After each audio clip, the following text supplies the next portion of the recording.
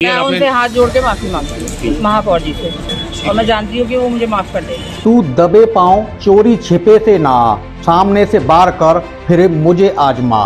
मशहूर कवि भारत रत्न पूर्व प्रधानमंत्री स्वर्गीय अटल बिहारी वाजपेयी की लिखी इन पंक्तियों का संदर्भ जो भी रहा हो, मगर अभी हम अटल जी की लिखी पंक्तियों को राजनीति में षड्यंत्रों से जोड़कर देख रहे हैं। वैसे तो राजनीति में षड्यंत्रों की कोई जगह नहीं होनी चाहिए, मगर ये दुर्भाग्य कहा जाएगा कि राजनीति और षड्यंत्रों के बीच 7 फेरों का अजीब रिश्ता बना गया है। राजनीति में चमकते चेहरे पर दाग लगाने की एक बड़ी साजिश यूपी के बरेली में बेनकाब हुई है। मेयर डॉक्टर उमेश गौतम के खिलाफ मिथ्या आरोपों का बवंडर उठाने वाली बीमार महिला ने खुद सबके सामने आकर अपने किए पर माफी मांग ली है। झूठे आरोप लगाने को लेकर उसने न सिर्फ मेयर डॉक्टर गौतम से माफी मांगी है, बल्कि सरेआम खुलेआम ये भी कहा है कि वो किसी का मोहरा बन गई थी। मेयर के खिलाफ महिला को मोहरा बनाने वाली वो ताकत कौन है, ये बताने की वो अभी हिम्मत नहीं कर पा रही, मगर पूरा षड्यंत्र राजनीतिक होने का वह खुला संकेत दे रही है। बरेली के मेयर डॉक्टर उमेश गौतम 2017 में धमाकेदार जीत के बाद से कई तरह की साजिश और धमकियों का सामना करते आ रहे हैं। डॉक्टर गौतम की राजनीति का विशिष्ट अंदाज है, जिसकी वजह से उनकी फैन फॉलोइंग लाखों में देखी जाती है। राजनीतिक तौर पर यह वर्चस्व का खेल ही माना जाएगा जो मिस्टर मेयर के खिलाफ आपराधिक षड्यंत्र होते देखे जा रहे हैं। मेयर बनने के कुछ समय बाद ही डॉक्टर उमेश गौतम को पाकिस्तान, सऊदी अरब सहित यूरोप के कई देशों से धमकी भरे फोन आने लगे थे।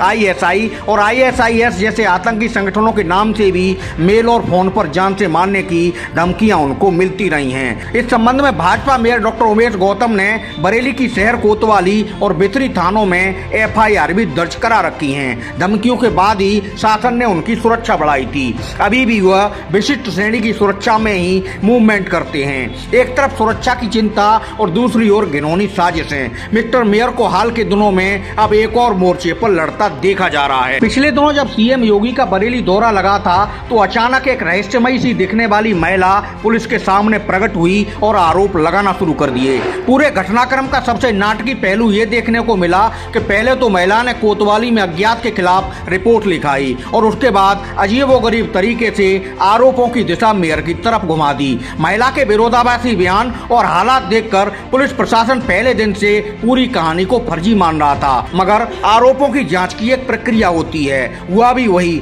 जैसा कि पहले दिन से नजर आ रहा था। पुलिस की जांच में महिला के आरोपों की हवा निकल गई। रही सही कसर माफी का शोर उठाती महिला के सामने आने से वह भी पूरी हो गई। मैं यहाँ जो क्षेत्र अधिकारी हैं उनको मैंने अपना एफिडेविट लिखकर दे दिया है, उनसे मैं अपना मुकदमा वापस ले रही हूँ। महापौर जी पे आरोप लगाया था, वो मैंने गलती से कर दिया था। हाँ, काम तो किया है मैंने और रही भी हूँ, ये भी बात सही है। विरोधी पार्टी ही हो सकती है, लेकिन मैं इस विषय में और कोई बात नहीं कहना चाहती। महिला द्वारा झूठे आरोप लगाने की बात स्वीकारने और अपनी गलती के लिए माफी मांगे जाने को लेकर मेयर डॉक्टर उमेश गौतम ने न्यूज टुडे नेटवर्क के साथ विशेष बातचीत करते हुए अपने दिल की बात सामने रखी है। उन्होंने कहा है कि राजनीति में इस तरह के घिनौने षड्यंत्रों की कोई जगह नहीं होनी चाहिए। भगवान सब देखता है। सुरक्षा और षड्यंत्र की चिंता को लेकर मिस्टर मेयर ने क्या कहा, आइए आपको दिखाते हैं। और मेयर साहब से आज जानेंगे।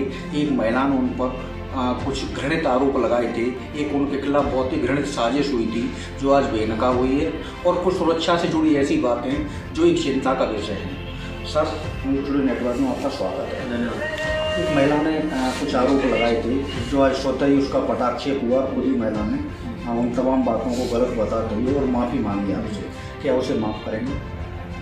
देखिए, माफ़ तो भगवान ही कर सकता है, क्योंकि मेरा ये मानना है कि जो भी राजनीतिक लोग या राजनीतिक जो भी इसमें घटना में शामिल थे, जिन्होंने उसको उकसाया बहकाया, उनके नाम भी सामने आने चाहिए, क्योंकि लोगों को पता लगना चाहिए किसी भी व्यक्ति के खिलाफ इस तरह के आरोप लगाने वाले का बहिष्कार राजनीतिक से भी होना चाहिए और समाज से भी होना चाहिए। ऐसे लोगों का सामाजिक बहिष्कार होना चाहिए। ये लोग समाज में रहने लायक भी नहीं, तो इस तरह के घृणित आरोप किसी के ऊपर भी लगाते हो, उनको समाज से भी उनका बहिष्कार होना चाहिए। सर, उस महिला ने खुद कहा है कि वो किसी का मोहरा बन गई थी। राजनीति में मोहरा बनाने की ये किस तरह की राजनीति होती दिख रही है? राजनीति का स्तर इस हद तक गिर सकता है, ये मैंने तो कभी नहीं सोचा था। लेकिन जो लोग भी इसमें हैं, मैं उनकी जितनी भी निंदा करूं उतनी कम है। और मैं क्या, ये पूरा जितना भी समाज है, जितना भी बरेली और जितने भी लोग मुझे जानते हैं, उन लोगों को ये एहसास हो गया होगा कि झूठ झूठ ही रहेगा, लेकिन इसके परिणाम भगवान उनको जरूर देगा। बरेली के क्षितिज पर आप एक चमकते हुए सितारे और बरेली को आपने शाइनिंग बरेली बनाया है। 5 साल जब आप मेयर बने थे तो कुछ आपकी सुरक्षा को लेकर प्रॉब्लम्स हुई। आपको सऊदी अरब, पाकिस्तान ऐसे तमाम जो पड़ोसी मुल्क है और दूर मुस्लिम कंट्रीज है, वहाँ से कुछ धमकियाँ मिली। पुलिस ने जांच की, यूरोप तक से आपको धमकियाँ आई, क्या था मामला? देखिए, अब जब मैं मेयर बना तो हमने अतिक्रमण अभियान चलाया था, तो मेरे पास लगातार धमकियाँ आ रही थी। कभी ISIS से आई, ISI से आई, मेल आए, फ़ोन आए, कभी पाकिस्तान से आ रहे हैं, बहुत सारे मेरे पास फ़ोन लगातार आ रहे थे। तो मुझे लगता था कि अतिक्रमण जो मैंने अभियान चलाया है शायद उसी को लेके ये धमकियाँ आ रही हैं। लेकिन जब पुलिस ने भी जांच की तो उन्होंने पाया कि नहीं, कोई मामला गंभीर है, और इसलिए उन्होंने 2018 में मेरे बनने के लगभग 6 महीने बाद ही मेरे को जो श्रेणीगत सुरक्षा होती है Z श्रेणी की, उसके लिए यहाँ से संस्तुति की थी, तो कमेटी ने संस्तुति की थी। उसके बाद भी लगातार 2019 में, 2020 में हमने बिथरी थाने में, कोतवाली में जब भी हमें लगातार धमकियाँ मिली तब तक हमने रिपोर्ट की है। लेकिन हमारे पास पुलिस द्वारा पर्याप्त सुरक्षा दी गई है, माननीय उच्च न्यायालय द्वारा पर्याप्त सुरक्षा दी गई है, और शायद यही वजह है कि जो विरोधी हैं या इस तरह के जो लोग हैं वो कहीं कामयाब हो नहीं पाए, और हम अभी सुरक्षित अभी सबके सामने बैठे हैं। सुरक्षा की चिंता है और साजिश निंदनीय है।